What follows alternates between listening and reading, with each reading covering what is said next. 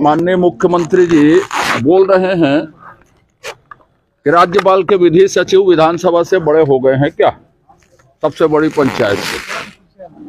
अब वो नैतिकता दिखाएं। कल से विधानसभा शुरू हो रही है तो क्वांटिफाइबल डाटा आयोग की रिपोर्ट विधानसभा के पटल पे रखे।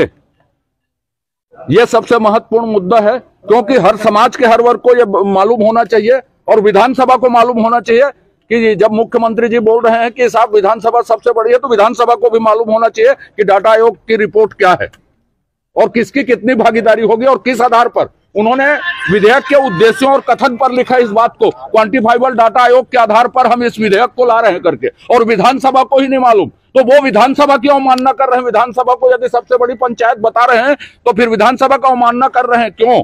कल उसको टेबल करना पड़ेगा, तब छत्तीसगढ़ के आरक्षण की स्थिति साफ होगी। और यदि वो क्वांटिफाइबल डाटा आयोग सही है तभी उनको संवैधानिक संस्थाओं के ऊपर आरोप यदि वो लगा रहे हैं इस आधार पर, तो गलत कर रहे हैं, संवैधानिक संस्थाओं का अपमान कर रहे हैं। वो यह मुख्यमंत्री स्तर की भाषा नहीं है, मुख्यमंत्री स्तर का बयान नहीं है। और जो जवाब राजभवन में जमा किए हैं उसको विधानसभा में भी उनको प्रस्तुत करना चाहिए। यदि उन्होंने कहा है विधानसभा सबसे बड़ी पंचायत है, तो एक बहस और होनी चाहिए विधानसभा में इस स्थिति पर, और हम निर्णय में पहुंचकर फिर सबके सब जाएंगे विधानसभा गवर्नर के पास, यदि संतुष्ट होती है तो।